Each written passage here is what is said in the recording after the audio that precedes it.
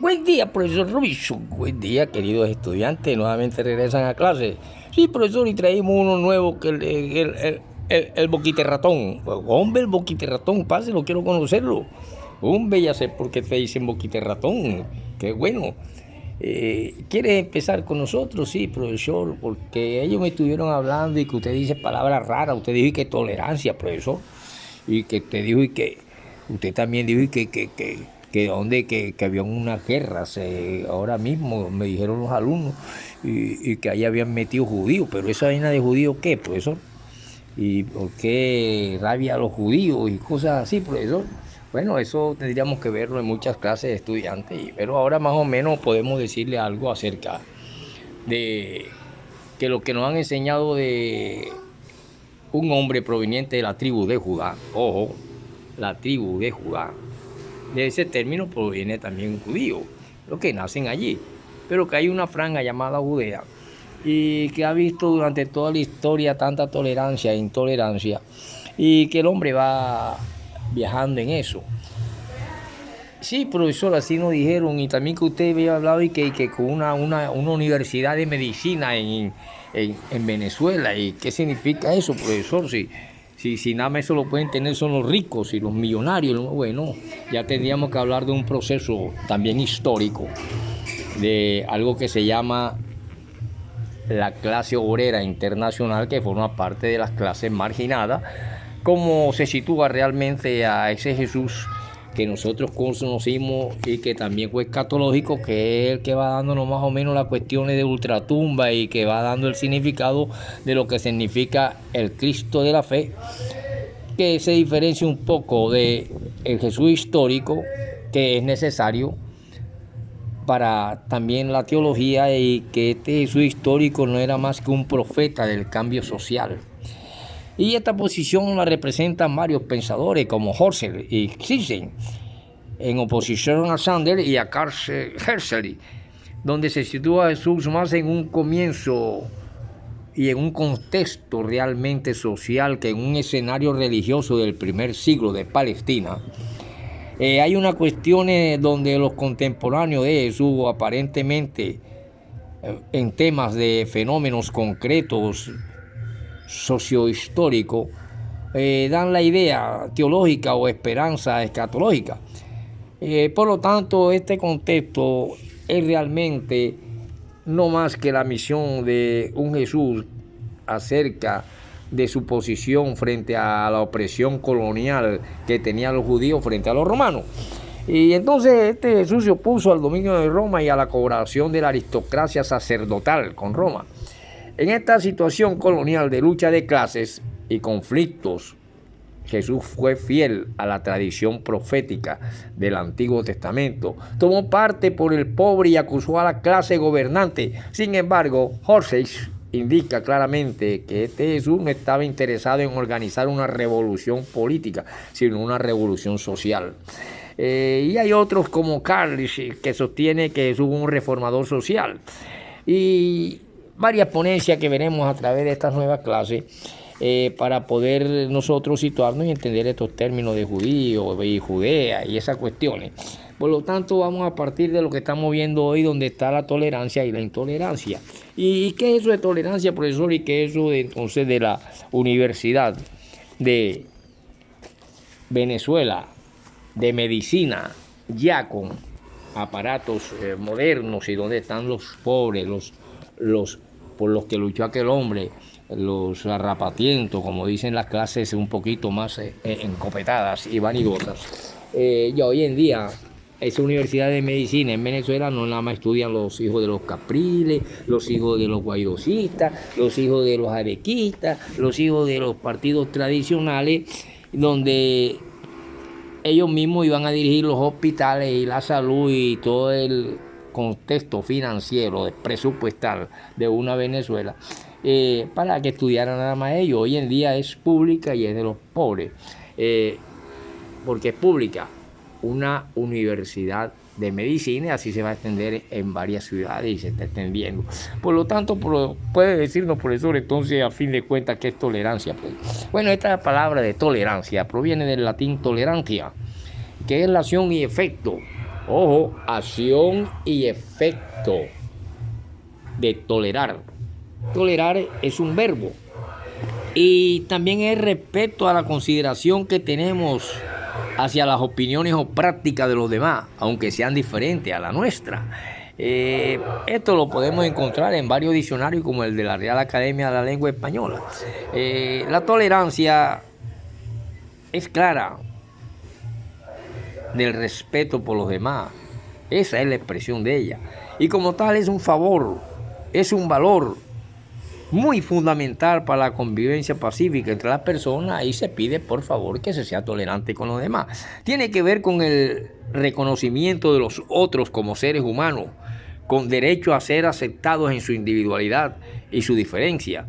El que es tolerante sabe que si alguien es de una raza distinta a la suya o proviene de otro país, otra cultura, otra clase social o piensa distinto a él, no por ello es su rival o su enemigo. Cuando se presentan conflictos, las personas tolerantes no acuden. Yo le quiero hacer una pregunta. Entonces, ¿qué es esto? Por eso era un valor que se debe diferenciar de precio, de ponerle precio a las mercancías. Eso, captate. ¿Quién te dijo eso? Me dijo el chirrinche que usted le dio esa clase. Bueno, un aplauso para el nuevo.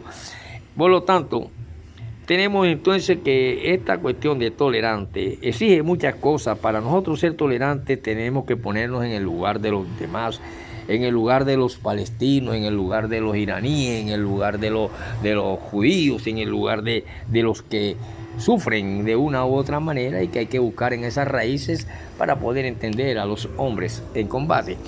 Los tolerantes son respetuosos, pacientes, comprensivos, indulgentes, amables, amistosos y muy compasivos y serenos, mientras que los intolerantes son irrespetuosos, intransigentes, autoritarios, arrogantes, egoístas, agresivos, violentos, desconsiderados e insensibles. Por eso es que cuando nosotros vimos que en Europa el exterminio de los judíos por parte de los nazis durante la Segunda Guerra Mundial y más reciente el de los croatas por parte de los serbios en la antigua Yugoslavia, apenas son algunos de los muchos ejemplos de los crímenes que puede llevar a la intolerancia religiosa, étnica o política a los hombres. La intolerancia se manifiesta en la discriminación a la que unos seres humanos someten a otros por considerarlos distintos, inferiores o como una amenaza contra el orden establecido. Hay muchos obstáculos para la tolerancia y entre esos obstáculos, queridos estudiantes, podemos encontrar las verdades absolutas que nos permiten ver que el conocimiento humano siempre se renueva, siempre está en constante dialéctica para nacer nuevas cosas, nuevas ideas, al encontrarse las diferentes cuestiones, antípodas, que las costumbres cambian y las modas son pasajeras. La incapacidad de comprender que existen miles de formas de vivir, de expresarse, de actuar y de ser, es lo que el meollo de la intolerancia. Por lo tanto, tolerar es positivo y es bueno. Y así podemos ver el desarrollo donde unos pueblos todavía mantienen unas clases que se llaman obreras, que tiene una historia, una clase histórica que pasan por un proceso a través de las diferentes convulsiones económicas, políticas, sociales y culturales que han tenido los pueblos, donde se ven la tolerancia y la intolerancia. Por ejemplo, nosotros vemos que jamás con las clases dominantes que hubieron en Venezuela, hubiese sido posible una universidad pública de medicina para la hija de un barrendero de la AAA, por ejemplo, aquí en Colombia, o de una vendedora de frito de pescado, o de una sirvienta en la casa de un Guaidó, o de un Caprilo, aquí de un Charo, de un Santo Domingo, de cualquiera de esa gente. Solamente ellos, porque no toleran que los demás, y eso se llama sostener un privilegio. Por lo tanto, hay una lucha y en esa lucha vinieron las organizaciones que solamente han esgrimido la bandera de la paz que se conoce como la tradición antibélica del movimiento obrero internacional. Y así surgieron la creación de la Segunda Internacional, allá en las épocas de cuando había la idea de reunir a los representantes de las organizaciones obreras y los diferentes socialistas. Fue debatida varias veces en los años que siguieron a esta disolución, en 1876 y 1888. Pero antes de esta creación de la Segunda Internacional hubo la Primera Internacional. Entonces, ¿qué es eso? Por eso, bueno, que es lo que hace posible que la organización en pos de unos cambios sociales donde van a encontrar una cantidad de gente intolerante que se aferran al absolutismo, no permiten que los otros tengan beneficios sociales, que fue por los que luchó aquel barbón que llamaron Jesús y que realmente era un histórico, y que fue necesario crear un aura de una cantidad de cosas para crear el Cristo de la fe. Ahí nosotros vemos cómo realmente es el campo de una historia que tienen todas estas luchas, y en este caso después de la cuestión industrial que nace la mano obrera, empiezan a ver las internacionales obreras, y podemos comenzar por definirlas, porque dicha historia no se reduce a un fenómeno único que se desarrolla linealmente en un solo plano. Tenemos que ver que de un lado hay un pensamiento cuya fuerza reposa en una negación de fronteras, de otro una historia en la que las fronteras comprometen cada vez más dramáticamente el destino de los pueblos y de los individuos, y esas luchas se extienden hasta cuando existen las líneas que comienzan allá en las cuestiones de estrecheces y de los ámbitos nacionales, y que entonces no es menos cierto que finalmente aparezca un analizador del Capital llamado Mari, que demonizaron o lo volvieron demonio, y que realmente abrió la mente al fenómeno real que se estaba viviendo con el surgimiento, el inicio de lo que se conoció como la mano obrera, debido a la industria y a las máquinas, y que debía haber un hombre que debía producir en las mercancías, y ahí empieza a entenderse un poco el pensamiento marxista acerca del capital. Por lo tanto, las internacionales obreras tienen asociaciones. Primero, hay un proceso en 1864 al 76, que es la Asociación Internacional de Trabajadores. Vienen entonces estos grandes comienzos con una época en que se llega a la Segunda Internacional, donde hay una nueva tentativa de unidad proletaria. Le dicen a los trabajadores, a los pobres, a los míseros, a la gente que está desarraigada de los beneficios de una nación o de unos privilegios, y así surge los privilegios de que somos los dueños de la salud, somos los dueños de las universidades para estudiar medicina, y que allá hay en algunos con esfuerzo estudiar de clase más baja, pero que los hospitales y todas estas cuestiones es dominada por nosotros, que somos los dueños de las universidades. Por lo tanto, eso es lo que se conoce como privado. Por lo tanto, hay una internacional dividida, y empieza un mundo socialista para poder entender aquella cuestión de la Guerra Fría, el bloque soviético y todas esas cuestiones.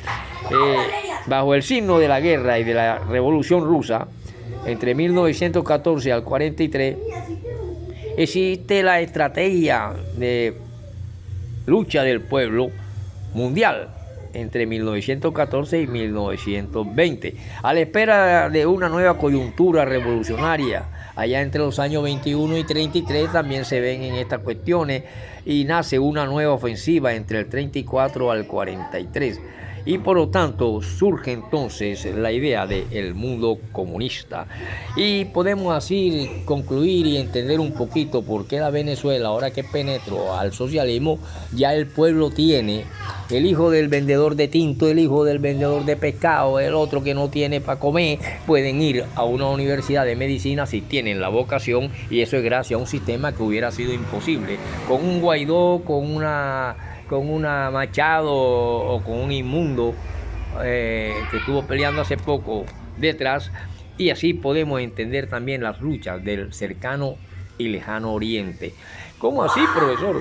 Bueno, estos temas los podemos ver de la internacional poco a poco, porque la clase obrera todavía sigue existiendo y todavía sigue reuniéndose y todavía sigue luchando en el seno de las sociedades en que estamos en conflicto.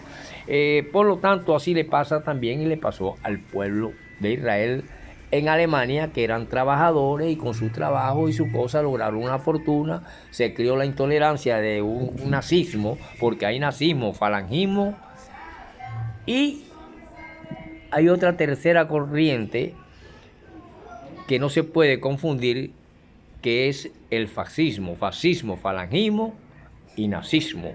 Tres cuestiones que surgen de las chácaras del capitalismo y que nos tienen ahora a punto de una guerra mundial, y por eso se están dando pasos y tienen que haber economías que se unan y un hombre que llegue realmente a la tolerancia y a la justicia, como le venía hablando. Por lo tanto, cuando nosotros nos encontramos, después hablaremos del Jesús de la fe y el histórico, a Jesús que le inventaron cosas como que el orín de él cuando estaba niño curaba lepra y curaba cosas. Vinieron una cantidad de inventos, pero realmente un reformador, un profeta social.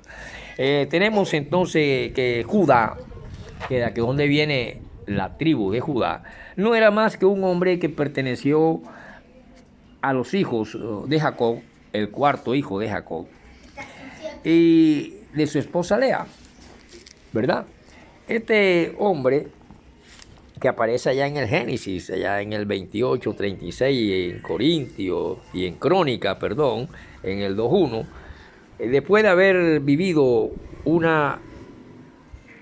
más o menos unos 9 años en Harán, aparece entonces de los lados de Padán Harán, y cuando aparece en Padán Harán, vive unos 9 años en esas partes, y entonces de ahí Judá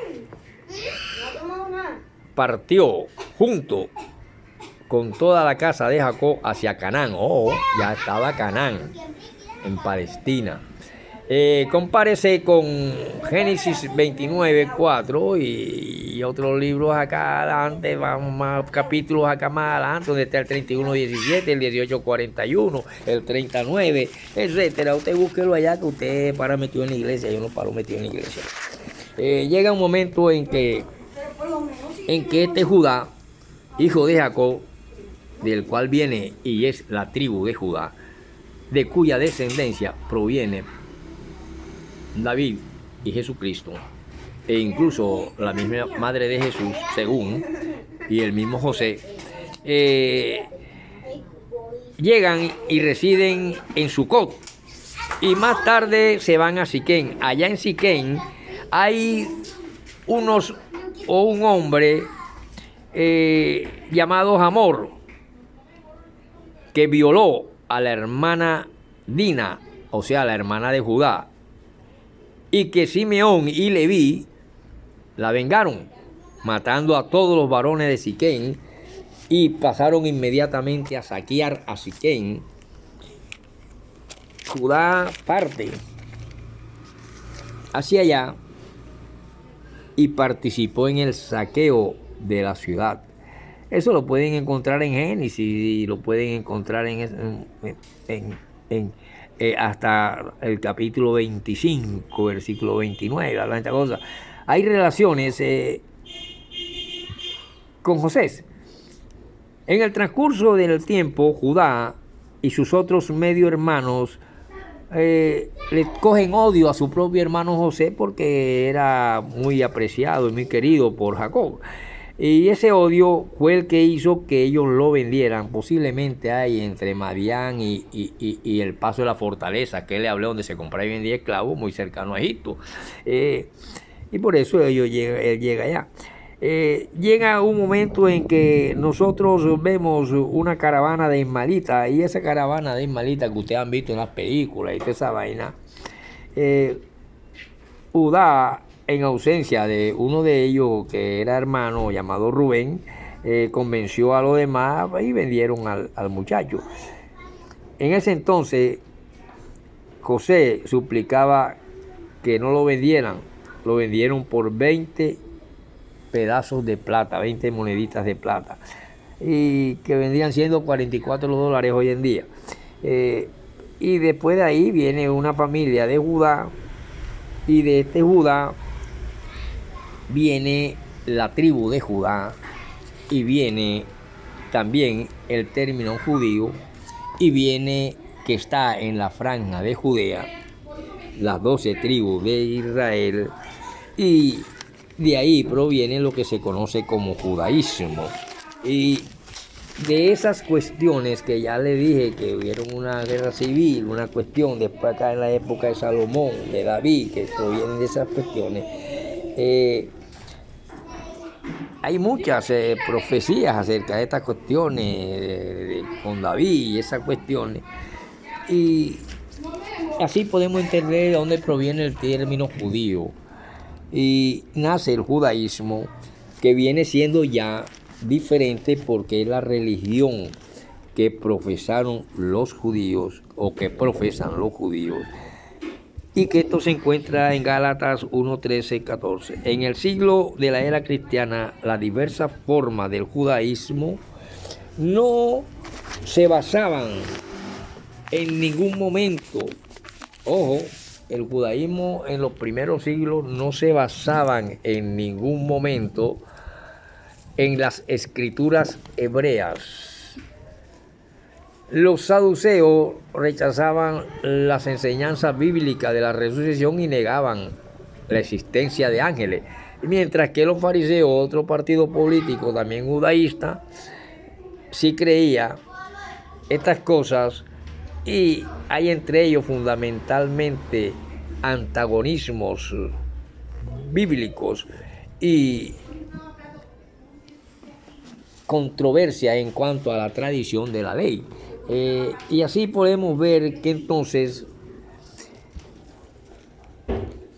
Judas del hebreo es una variante del nombre Judá y un antepasado de Jesús por el linaje de María, que pertenecía a la línea de Natán, que fue de José y padre de Simeón, y que constituía la 7ª generación desde Natán, el hijo de David, así que vivió antes del exilio en Babilonia. Ojo, Judas el Galileo, el que se retiró y al que se refirió el maestro Gamaliel, quien enseñó a Pablo, cuando se dirigió al Sanedrín, que aparece esto en los libros de los Hechos, más o menos, en el tiempo de la inscripción que llevó a cabo un hombre llamado Kirma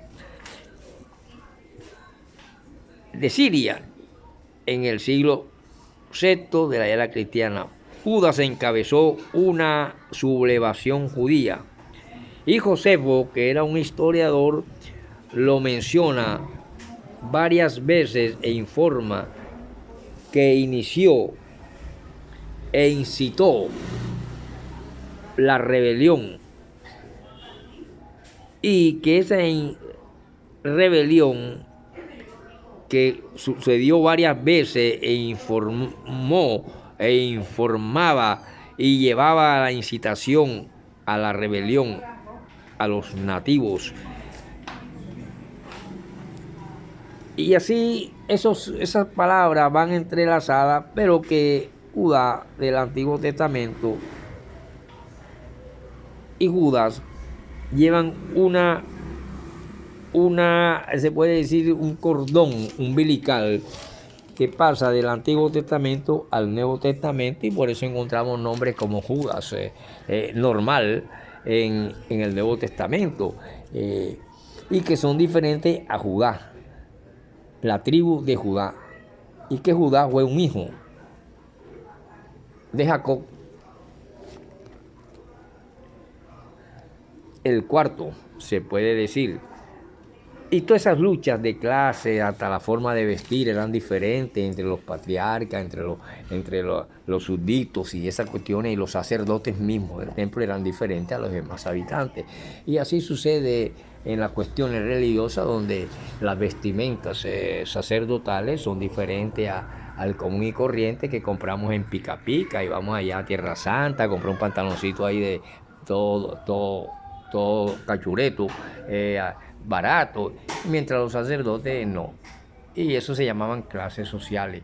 Por lo tanto, las clases sociales obreras hoy en este sistema que fue combatido precisamente por los que están en una opulencia y aplaudido muchas veces por los dos dedos de frente del analfabetismo y el pseudoanalfabetismo y la creencia de que intolerante de que los demás que combaten estas cosas por tener una vida mejor son el demonio y el absolutismo es el Dios inmaculado. Y así mismo viene la historia de la antigüedad y ahí viene el término judío que proviene de esta cuestión de la tribu de Judá, de la región de las 12 tribus en Judea. Y que por eso hay nombres que como Judas, Judá, etcétera, etcétera. Nos vemos en la próxima para entonces meternos con la Segunda Internacional.